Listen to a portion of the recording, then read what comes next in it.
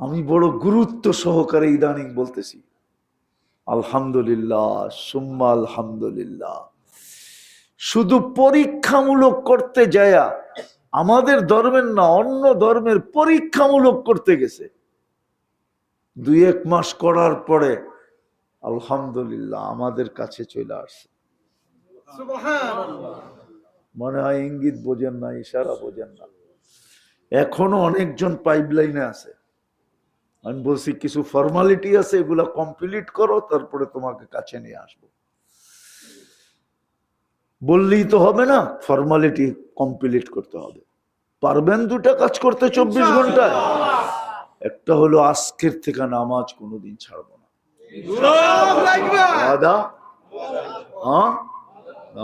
আরেকটা কাজ সহজ, যখনই আমি ঘুমাইতে যাব, দিনে হোক রাত্রে হোক, সকালে হোক আর বিকালে হোক, যখনই আমি ঘুমাইতে যাব, আমি আল্লাহর কাছে মাপ চায়া তারপরে ঘুমাবো।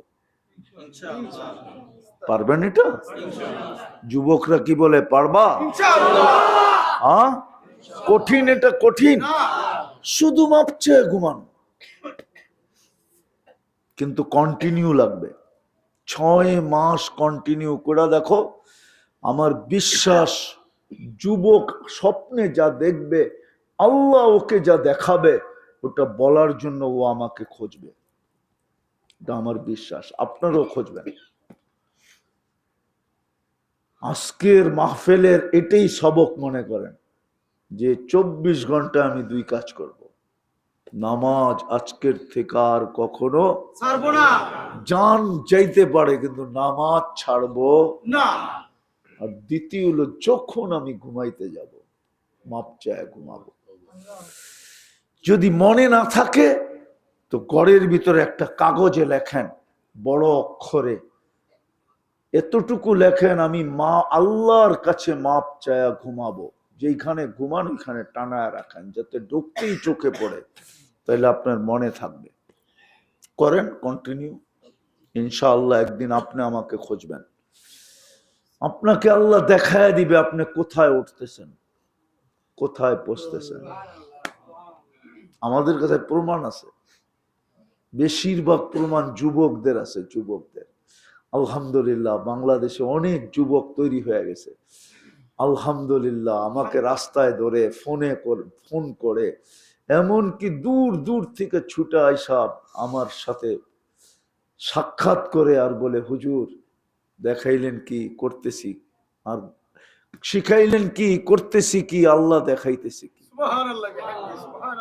সত্য, বিদেশ থেকে উড়ে আসে, বিদেশ থেকে আইসা বলে, আমি হুজুর শুধু এই কথাটা বলার জন্য টিকিট কেটে আসছি।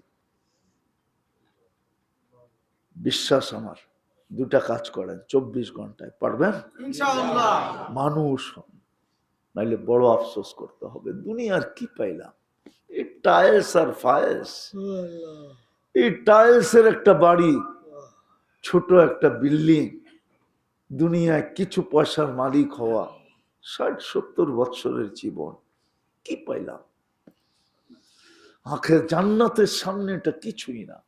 একটা টিস্যুর দামও এই দুনিয়াটা না। আল্লাহর রসুল বলছেন, ফাতেমা রাদিয়াল্লাহু তাআলা আনহা জিজ্ঞাসা করছে, আব্বা আম্মা জানকে আল্লাহ কি দিছে?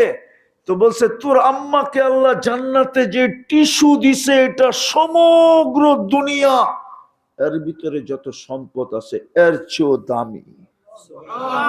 এটা দিয়া তোর আম্মা হাত মোছে। Tissue, tissue.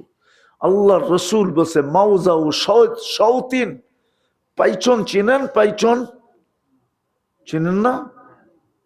গরু দিয়ে, গরু পিটা, এটারে কি বলে? পাচন, ঠিক না? চিনেন? হ্যাঁ, এটা জমিনে রাখলে যতটুকু জায়গা লাগবে, আল্লাহর রসুল বলছে, মাউজাউ শাওতিন ফিল জান্নাহ খায়রুম মিনাদ দুনিয়া ওয়া মা ফিহা। এতটুক জায়গা সারা দুনিয়ার বিনিময়, দুনিয়া সমগ্র সম্পদ দিয়েও আপনি কিনার ক্ষমতা রাখেন না, না, না। এতটুক জায়গার দাম এর চেয়ে বেশি। আপনাকে আমাকে 10 দুনিয়া দিবে। নিজেকে মিটান, আর কত? যুবক মিটাও, আর কত? ঘন্টা কিন্তু বাজতেছে, যে কোনো মুহূর্তে আল্লাহ ঘন্টা বাজায় দিতে পারে। কিয়ামতের ঘন্টা কিন্তু বাজতে শুরু হয়ে গেছে। আমরা হাদিস পড়া বসতেছি, লক্ষণগুলা দেখা বসতেছি, কিয়ামতের ঘন্টা কিন্তু বাজতে শুরু হয়ে গেছে। কিয়ামত কাছায় গেছে, যে কোনো মুহূর্তে ঘন্টা বাজে যেতে পারে, চলে যেতে পারি। আফসোস হবে, আফসোস। করবেন দুটা কাম ইনশাআল্লাহ। 24 ঘন্টায় কয়টা কাম? একটা, দ্বিতীয় আল্লাহর কাছে মাপ চায়া ঘুমানো। যখনই ঘুমাবো মাপ চায়া ঘুমায় যাব। হইতে পারে একদিন ঘুমাবো আর উঠবো না। তৃতীয়, ওলামাদের কাছ থেকে শিখেন ক্ষেত্রগুলা কোথায়, যেখানে মিটাইলে আমার জান্নাত চুটকিতে হবে। চুটকিতে, চুটকি বোঝেন? তুরি বোঝেন? তুরিতে জান্নাত হয়ে যাবে। অল্প সময়ের ভিতরে ছোট আমল দিয়া জান্নাত হয়ে যাবে। এক লোকমা দিয়া এই উম্মত জান্নাত কিনতে পারে। এক লোকমা দিয়া। কয় লোকমা দিয়া? এক লোকমা দিয়া। আমি বলি নাই, কিতাবে আছে। ফজাইল ইবনে ইয়াজ রহমতুল্লাহ আলাইহি বলছেন, আপনি ফজাইল ইবনে ইয়াজকে চিনবেন না, ওলামাও চিনবে কিনা সন্দেহ আছে আমার। এই যুগের ওলামা চিনবে কিনা এটাও আমার সন্দেহ আছে। কি চিনেন ফজাইল ইবনে ইয়াজ রহমতুল্লাহ আলাইহিকে? মুফতি হাবিবুল্লাহ সব চিনে, বাকিরা চিনে কিনা আমি জানি না। এই যুগে ওলামারও চিনে না ফজাইল ইবনে ইয়াজ, যিনি মক্কা মদিনার সমস্ত ওলামাদের ইমাম ছিলেন। ইমাম, যার দুয়ারে মালিক ইবনে মারওয়ানের মতো বাদশা যায় বয়ে থাকতো। ফজাইল ইবনে ইয়াজ, হারুনুর রশিদ ঘুরতে ঘুরতে ঘুরতে ঘুরতে ঘুরতে ঘুরতে অনুমতি দেন না দেন না দেন না দেন না, একদিন দিছে তো বলছে বাতি নিবানো থাকবে, তুমি আসলে আসতে পারো, বাতি জ্বালানো যাবে না, কেননা আমি তোমার চেহারা দেখতে চাই না। যার জুতা নিয়ে মালিক ইবনে মারওয়ান বুকে নিয়ে দাঁড়ায় থাকতো, এত বড় রাজা, এত বড় বাদশাহ, উনি বলছেন, লেখছেন, লুকমাতুন ফি বাতনিন জা'i মিন বিনাই জামি'। জামে মসজিদ বানানোর চেয়ে বড় সওয়াব হইল কোন ক্ষুধার্তের মুখে এক লোকমা খাওয়া উঠায় দেওয়া।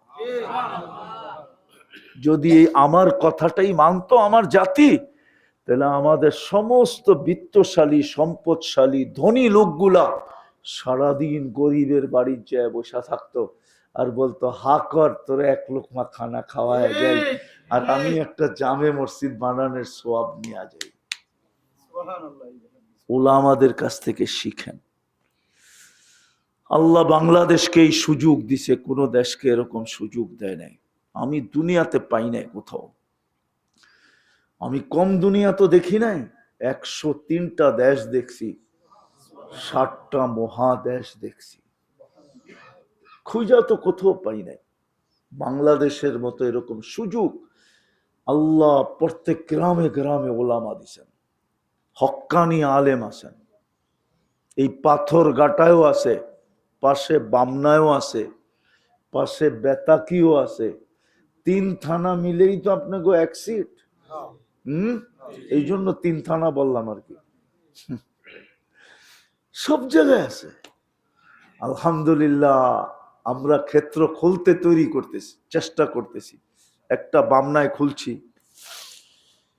সোনাখালী হয়তো আপনারা যান, বৎসরে একবার ইজতেমা হয়, এবারও হবে নভেম্বরের 5, 6, 7 ইজতেমা হবে। এটাও ক্ষেত্র, ইনশাআল্লাহ এটাও ক্ষেত্র যেখানে আমি বসে আছি। আরেকটা আমরা খুলতেছি, অচিরেই ইনশাআল্লাহ এটার ঘোষণা হবে। কাম কমপ্লিট হইলে আমরা চাইতেছি, আল্লাহ যেরকম বান্দার উপরে দয়া কইরা, আমি একটা যুক্তি দিয়ে বুঝাইতে চাইতেছি আপনাদেরকে। আচ্ছা বলেন তো, আপনাদের এখানের যারা সম্পদশালী, এরা কি পাথরঘাটা থাকে? কই থাকে? কই থাকে? ঢাকা কোন জায়গায় থাকে? এর চেয়ে বেশি পয়সা হইলে এর চেয়ে বেশি পয়সা হইলে, এর চেয়ে বেশি পয়সা হইলে বেগম পাড়া, ঠিক না? হ্যাঁ হ্যাঁ, আল্লাহ কি গরিব? না মনে হয় গরিব না। আরে সবাই তো কয় না দেখি আল্লাহ গরিব না ধনী? ধনী না, বিশ্বাস করে না সবাই। আল্লাহ যদি গরিব ধনী হইতো তাহলে আমাদের দেশের ধনীরা তো শহরে চলে যায়, আরো পয়সা হইলে বিদেশ যায়, আরো পয়সা হইলে উন্নত থেকে উন্নত দেশে যায়। আল্লাহ যদি ধনী হইতো তাহলে নিজের ঘরটা আমাকে মহল্লায় কেন দিল? মসজিদ আপনার মহল্লায় নাই? কার ঘর? এটা দিল কেন? যুক্তিতে তো কয় না। আমি তো চোখে দেখি উল্টা, ধনী হইলি টাকা, ফ্ল্যাট কিনে, ঠিক না? ছেলে পেলে পড়ায় টাকা, ঠিক না? ভালো ভালো স্কুলে, ঠিক না?